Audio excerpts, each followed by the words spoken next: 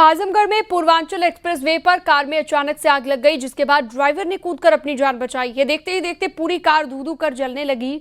आग की वजह से थोड़ी ही देर तक बाकी की गाड़ियों की रफ्तार थम गई। फिलहाल आग बुझाने में टीम जुटी हुई है।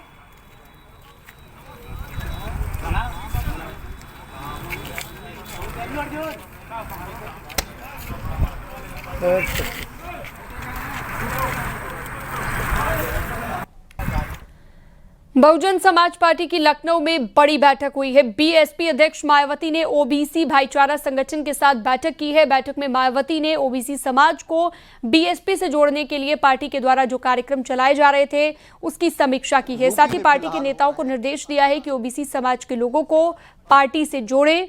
मायावती ने कहा कि बीएसपी ने ओबीसी समाज के लिए हमेशा काम किया है। इस बार सत्ता की मास्टर चाबी पानी है। मायावती ने कहा कि बीएसपी ही लाएगी अच्छे दिन। मायावती ने एसआईआर को लेकर भी नेताओं और कार्यकर्ताओं को समझाया है।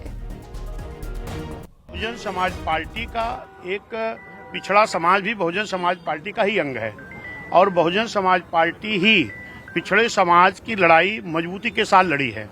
चाहे वो मंडल कमीशन लागू कराना हुआ, चाहे इनकी भागीदारी राजनीतिक देने की बात आई, क्योंकि जब तक मान्यवर मसीहा कांशीराम साहब मान्य बहन जी ने बहुजन समाज पार्टी का गठन नहीं किया था, तब तक ओबीसी समाज में 78 ऐसी जातियां थी जिनको चुनाव लड़ने का भी अधिकार नहीं था। अगर उनको अधिकार मिला तो बहुजन समाज पार्टी बनने के बाद मिला। गोरखपुर में आज सीएम योगी आदित्यनाथ ने गोरखपुर पुस्तक महोत्सव का उद्घाटन किया। कार्यक्रम में गोरखपुर से बीजेपी सांसद रविकिशन शामिल हुए। कार्यक्रम में सीएम योगी आदित्यनाथ ने कहा कि सभी को अच्छी किताबें पढ़नी चाहिए। कोई भी देश तभी आगे बढ़ता है जब वहां के नागरिक पढ़ने पर जोर देते हैं।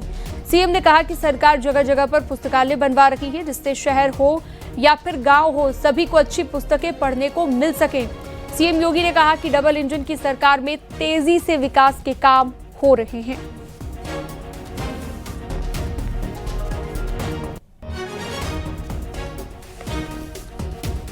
प्रधानमंत्री मोदी जी लगातार इसके बारे में लोगों को प्रेरित करते रहे हैं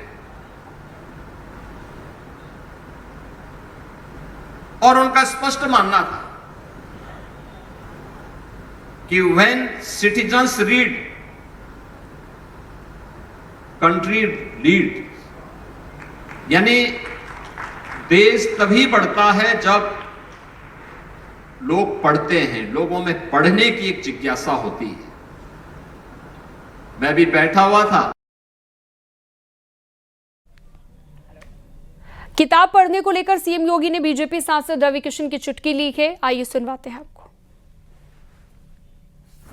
रविकिशन मुझसे कह रहे थे कि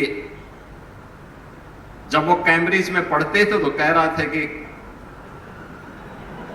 मैंने कहा कैम्ब्रिज से आपने क्या डिग्री ली है? कहा नहीं, 12वीं पास हूं मैं, लेकिन जो है मैंने वहां से ही डिग्री ली और एक दिन में 100 पुस्तकें पढ़ लेता था। मैंने कहा इसका मतलब आप पढ़ते नहीं थे। लेकिन आज उन्होंने पढ़ने के लिए लोगों को एक प्रेरणा दी है। छत्तीसगढ़ के दौरे पर प्रधानमंत्री नरेंद्र मोदी ने दिल की बात कार्यक्रम के तहत दिल की बीमारी से जूझने वाले और सफल इलाज करा चुके बच्चों से मुलाकात की है। पीएम मोदी ने हृदय रोग से स्वस्थ हुए बच्चों को प्रमाण पत्र प्रदान किया। प्रधानमंत्री नरेंद्र मोदी से मुलाकात के दौरान बच्चों में खासा उत्साह दिखाई दिया।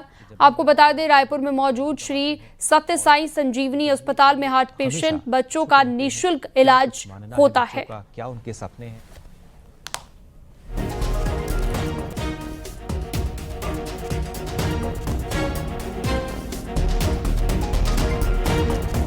तो पीएम मोदी की बच्चों के साथ दिल की बात आप देख सकते हैं। बच्चों के साथ खास बातचीत की है प्रधानमंत्री नरेंद्र मोदी ने। छत्तीसगढ़ के रायपुर की ये तस्वीर आप देख रहे हैं।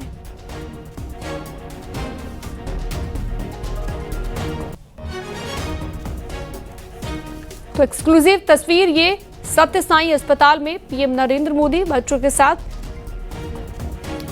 संवाद कर रहे थे, अपने दिल की बात कर रहे थे, उनके दिल की बात जान रहे थे।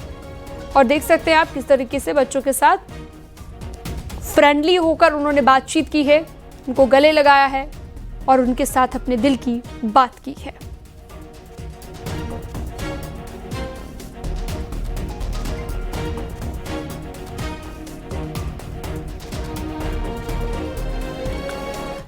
बढ़ते हैं आगे अगली खबर। वाराणसी से BHU में अखिल भारतीय शास्त्रार्थ का 3 दिवसीय आयोजन हो रहा है। काशी हिंदू विश्वविद्यालय में देश के 250 विद्वान शामिल हुए हैं। विश्वविद्यालय के संस्कृत विद्या धर्म संकाय विभाग में यह आयोजन हो रहा है। इस शास्त्रार्थ में 250 से ऊपर विद्वान शामिल हैं, तो वहीं 35 विद्वान देश के अलग अलग हिस्सों से आए हैं। भारतीय शास्त्रों ग्रंथों पर उठ रहे सवालों संदेहों से जुड़े तथ्यों पर शास्त्रार्थ के जरिए मंथन हो रहा है।